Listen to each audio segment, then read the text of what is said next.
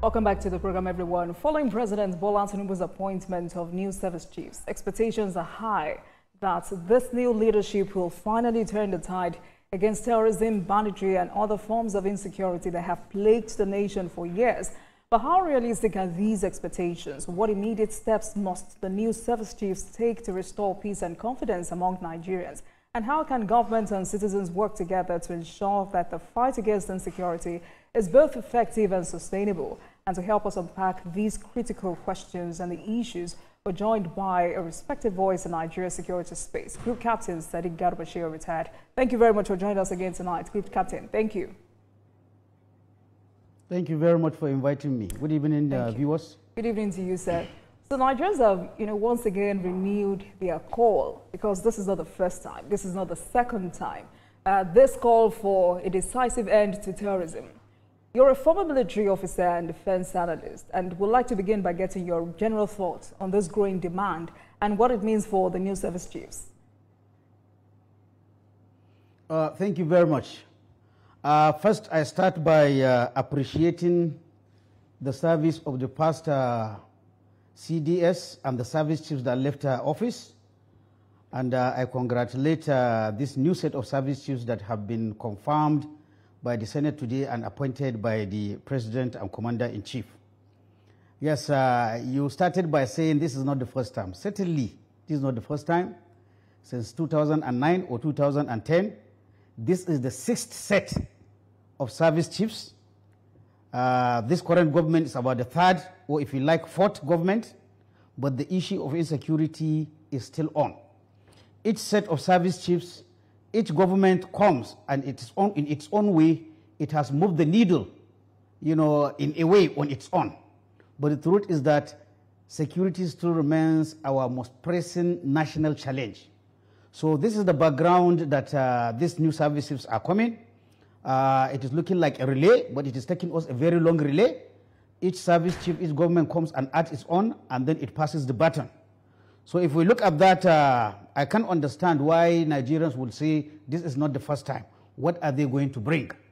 Well, we can only be optimistic and wish them the best. But while wishing them the best, again, we must be honest to ourselves as retired officers of the Nigerian military. We must also try to give them advice. We must also try to encourage them where they are. Again, we must blame them or try to bring them right to follow the right path.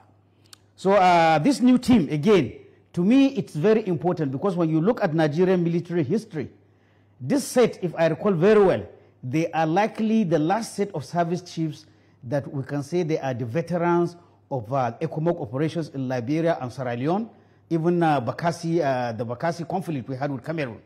So what does it say? We are coming to the last end of service chiefs that actually saw battle.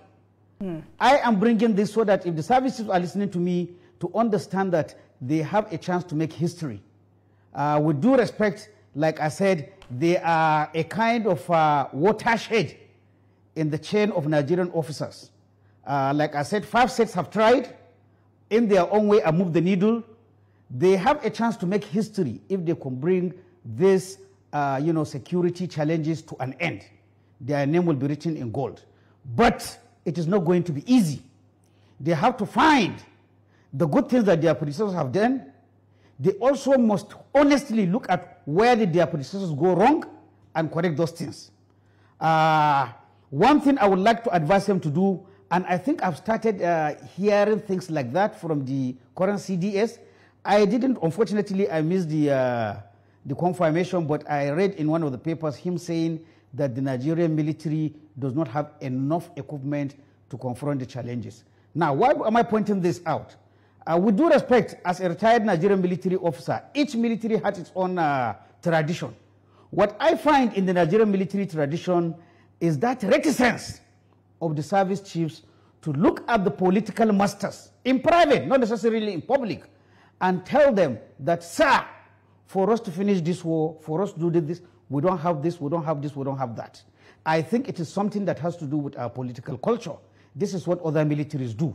So to me, I will call on the service chief to talk frankly You know, I don't want information where you know you are lacking in one aspect or the other, and then you go and be talking like a politician. What do I mean like a politician? To come out and say that the president has given us everything that we need.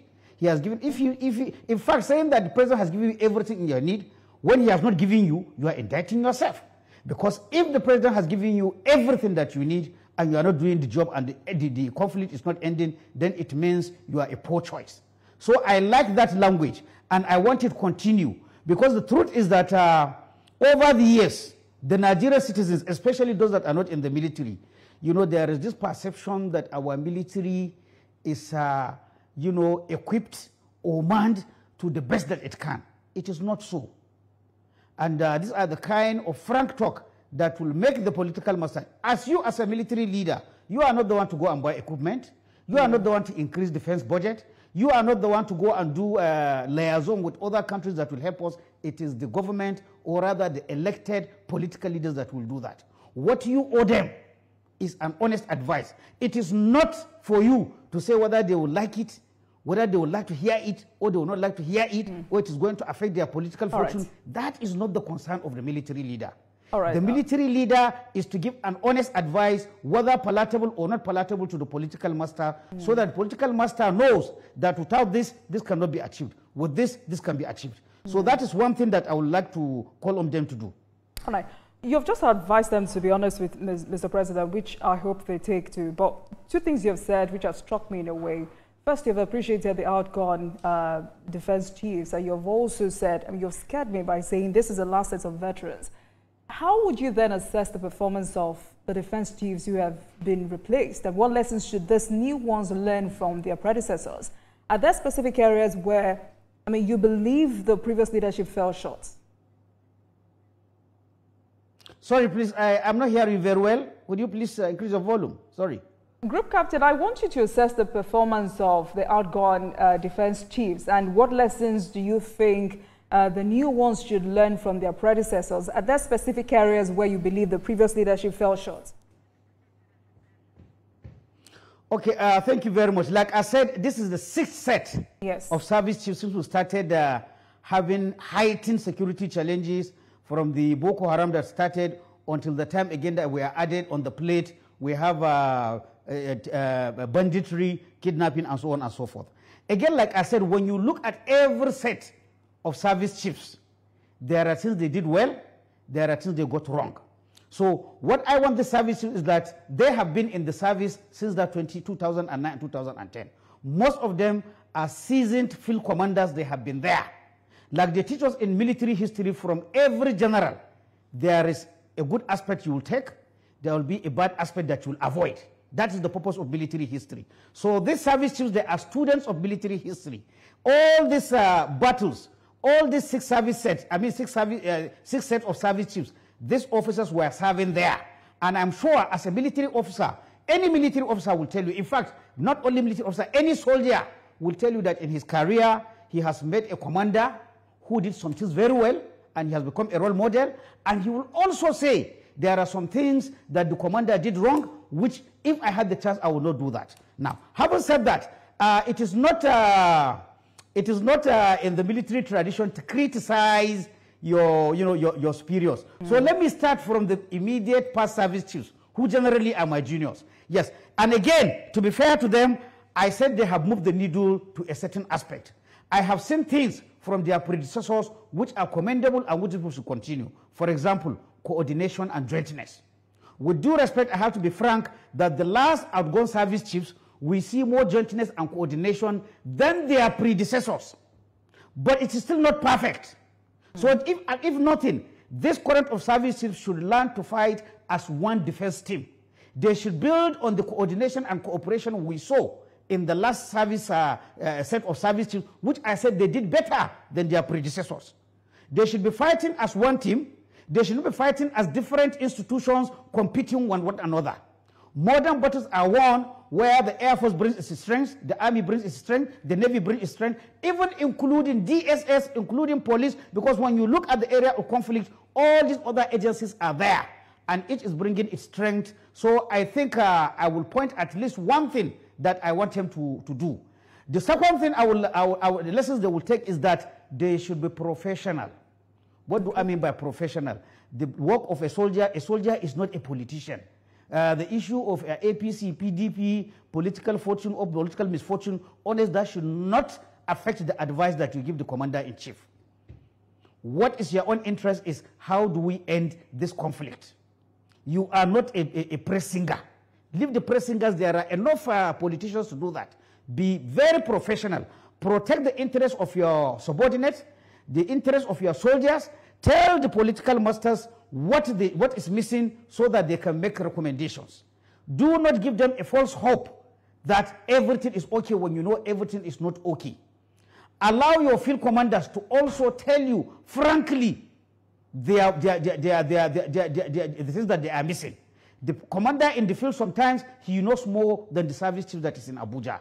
Please don't gag your commanders when they say they have some lacuna in their operational needs. Please make sure you look into those and you pass them to the political masters. Like I said, for you, it is not that the president would like to hear this or he would not like to hear that. For you is to place the table in hard facts before the president and let him take his decision. Remember, you are not the elected person. It is Mr. President, it is your legislators. These are the people who have been elected by the Nigerian population. You are just a professional that has been hired to do his job. So make sure you do it, with all honesty, with all professionalism. All right, good Captain. Another issue some public affairs analysts have raised since Mr. President took that decision is that they say frequent changes in service leadership are often seen as a double-edged sword. 2 nights ago, I was having a conversation with a public affairs analyst who is also former secretary of NBA in Benin Kebbi branch, and he was talking to me about the implications of appointing new defense chiefs and forcing new officers or senior officers into early retirement. And according to him, he says the appointment of new defense chiefs and the compulsory retirement of all senior officers above them carry significant institutional and some operational implications. On one hand, the decision can, rejuvenate the military by bringing in fresh leadership. He talked about new ideas and renewed energy to address some of the security challenges. However, he says such a move could lead to the loss of, valuable experience. He looked at institutional knowledge and continuity in ongoing operations. He says it could also lower morale among officers who feel their careers may be cut short. So what's your perspective on that? And how do we address this? Is that a challenge? Thank you very much. Thank you very much. It is a very big challenge, but I like your last part, how do we address it? It is not something that cannot be addressed. It can be addressed with planning. Now, one thing I am happy about, this time around, because of the looming retirement of about, by my count, maybe 48, maybe 50 officers in the army, I don't know the numbers in the Air Force, when they do it across, the number is likely to rise. I am happy with the awareness I'm seeing among Nigerian citizens.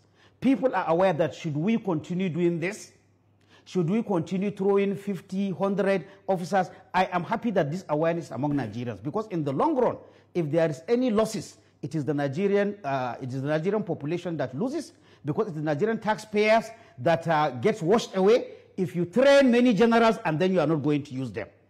As to when we look at the back again, I want us to know again, this is not the first time. To my own, this is about the 3rd or 4th mass retirement of generals as a result of the appointment of their junior. Now, should we continue looking at this and think it is something that cannot be solved? It is very easy to solve this problem. When we look at what is happening, the fact is that constitutionally,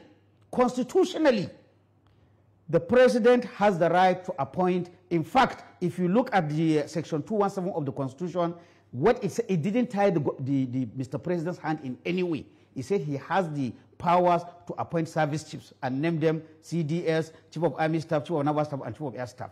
It didn't tie the president's hand by way of what rank or seniority. I am being dramatic when I tell people with the practical interpretation of 217 is that Mr. President can decide to appoint a major as his service chief. He has not broken any law because it's not there. But then having said that, the profession, military profession is an international profession. There is hardly nothing that the Nigerian military does that was not taken either from Britain, which is our colonial masters, or from India, or from Canada, or from US even to a large extent. These three are the ones that shaped our military right before independence and through independence years. Now, having said that, since the military is a professional, it's an international profession, how do these countries do this? The truth is that the military, being a very hierarchical organization, ideally, the one that is ahead of you should ascend a position. When he finishes, you ascend. But by what I call military snake and ladders, it is not always. For example, I'm a member of 35 regular course. That means I joined after 34th regular course. By succession, any member of 34th regular course should hold any appointment, higher appointment, before I come behind. But unfortunately, military career is not a straight line like that. It happens sometimes that the person that is behind, through some bad luck of the person in front, he might overtake him.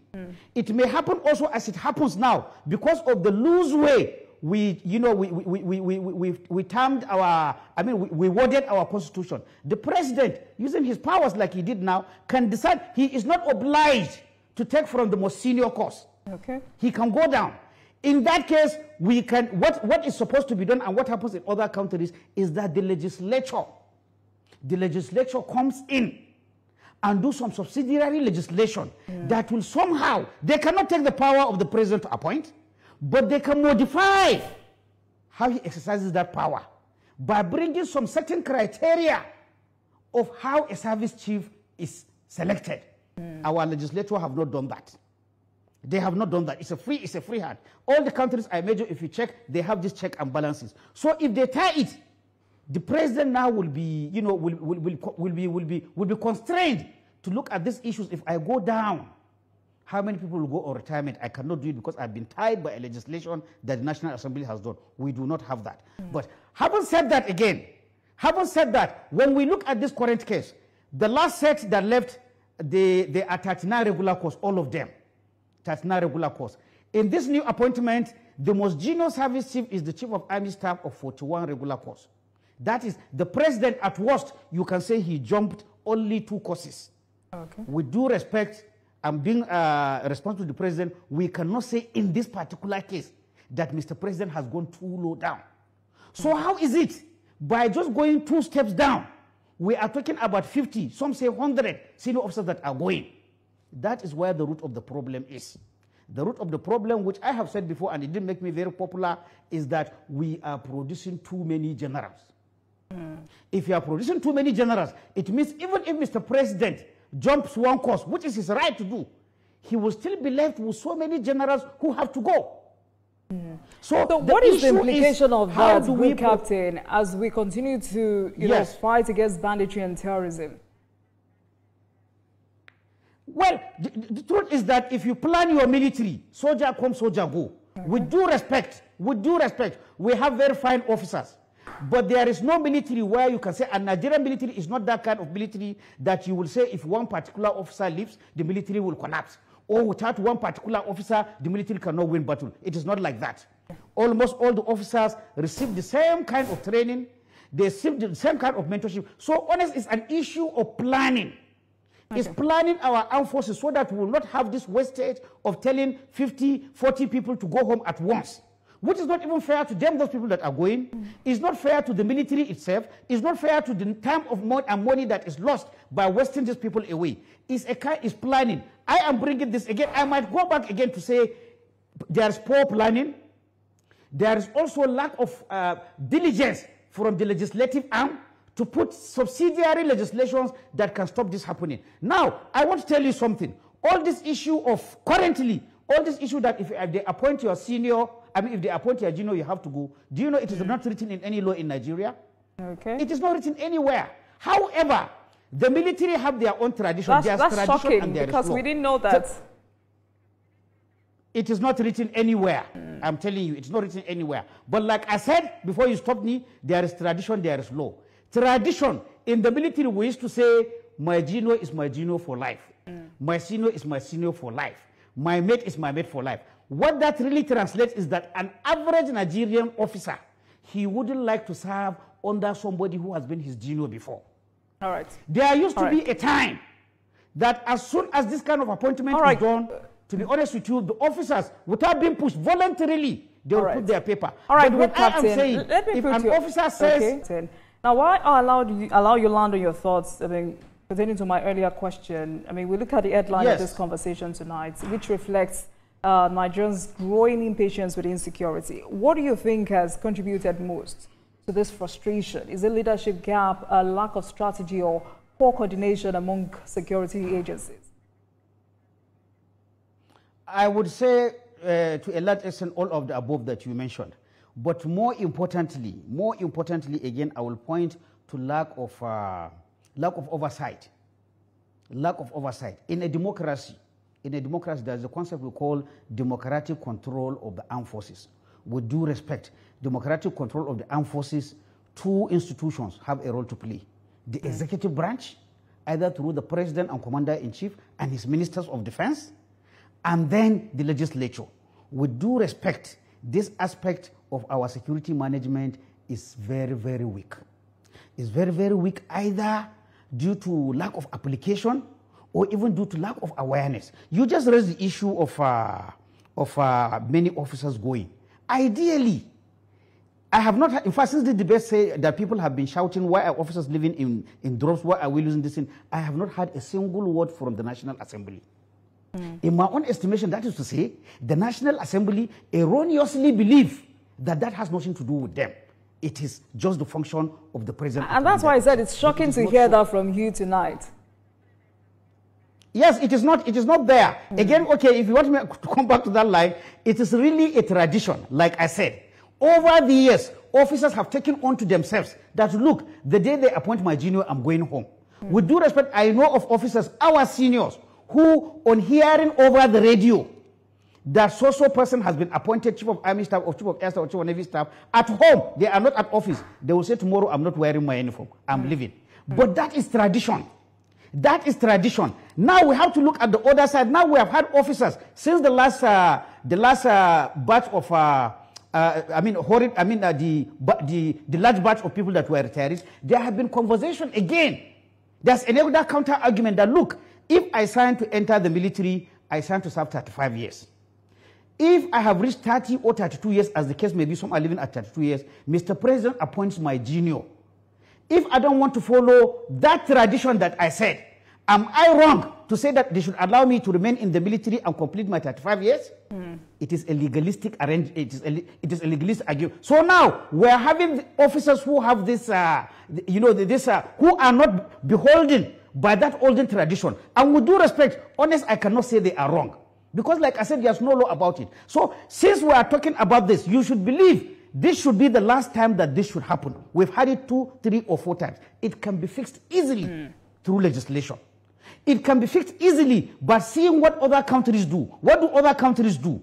Other countries, they legislate, put it at a law that, look, anytime they appoint your junior as service chief, you are going. It's not opinion. It's not tradition. Okay. Other countries, what do? They take those officers that are senior to the service chief and give them diplomatic appointments outside the military, so that the young man who is the service chief now can have the privilege of working. Because again, I must tell you, there is no well-groomed officer that would like to be given order to his erstwhile senior. That is what some other countries do. Other countries, what do? They look at, okay, because of the appointment of the service chief, you still have 1 year and have to go. Ideally, what would you earn in 1 year and a half? The government calculates and give you, and then you retire. Now, in our case, none of this aspect has been, there's no legislation on any of this. You allow people, because again, why the danger is this now? We allow people to take their own decision. With due respect, even as we are talking like this, in my service life, I know of service chiefs who didn't retire their seniors. They serve with their seniors. I know the ones who said, Kai, I will not be able to work freely with my seniors. They should go. But finally, we do not have a law. It is allowed for the service chief to decide whether to work with somebody or not work. And I don't think that is right. So that's why we are going back and forth. Like I said, not too far ago, we have had seniors who have served under their juniors who are service chiefs. So what is required is not SG Shew's opinion. It is not Musa Gwabin Sidi's opinion. It is not this young man in 41st course who is, it should not be his opinion. There should be an official position. What happens when the president, as it is his power, decides to pick from under me and pick a service chief, what happens to me that I'm senior? There should be a legal clarity. Right now, that clarity is not there. But unfortunately, officers in our conversation, you just hear them saying, how can you serve under a Jew? Yes, there is that tradition. But I'm saying tradition is not a law. And would you blame somebody who has come, he wants to serve 35 years and he has not done anything? If he still pursues that I want to complete my 35 years, would that officer be wrong? He would not be wrong in my opinion. All right, then, Group Captain. But a legal clarity, yes. Thank you. All right. Now, I mean, we've had several conversations on Nigeria's security architecture, and you've previously emphasized performance-driven leadership in the military. And now that we have a new set, what key qualities should this new service chiefs demonstrate immediately? And what should be like your top 3 priorities for them?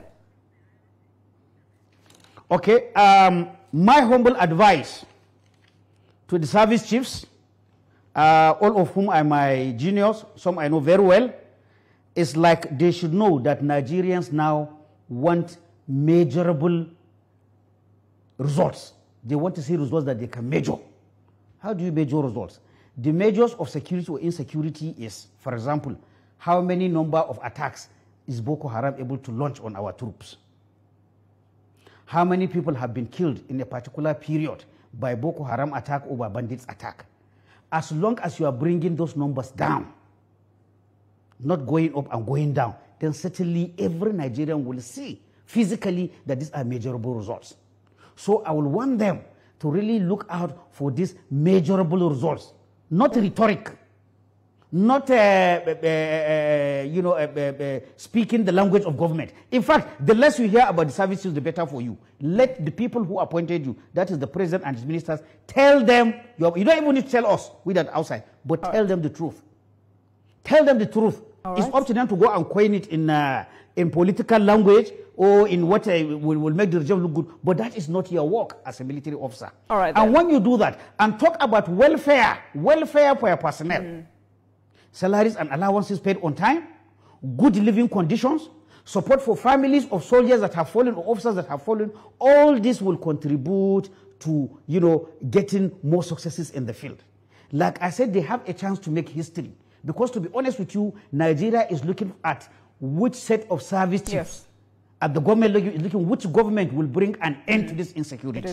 And if you are able to do that, your name will be written in gold. All right. Thank you so much for speaking with us tonight. Group Captain Sadiq Garba Shehu, Security Consultant, CEO, Conflict Security and Development Consult Limited. Thank you so much for always. Please have a great evening, sir. Thank you. Thank you very much. It's a pleasure. Thank you.